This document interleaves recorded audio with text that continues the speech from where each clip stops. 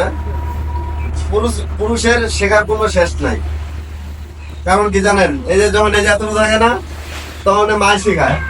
ঠিক আছে, যখন আপনি যেহেতু এত বাচ্চা কালে মায় শিখায়, তারপরে কি করে জানেন, তারপরে যখন আবার এই একটু একটু বড় হয় না, ঠিক আছে, যখন একটু বড় হয় তখন তারপরে হলো শিখায় আপনার হুজুরে শিখায়। যখন একটু বড় হয় তারপরে হুজুরে শিখায়। ঠিক আছে, এটা বাদ দিলাম। তারপর যখন এই যে এতটুকু বড় হয় না, তখন মাস্টারে শিখায়। ঠিক আছে, যখন এতটুকু বড় হয় তখন মাস্টারে শিখায়।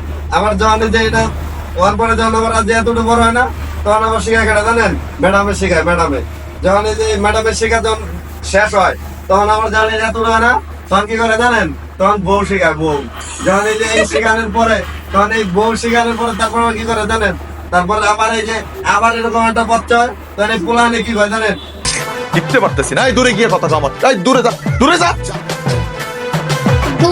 আব্বা কিছুই বুঝে না। আব্বা সব বোঝে। আব্বু তুমি কিচ্ছুই বোঝো না। আবার পোলানে শিখায় পুরুষে।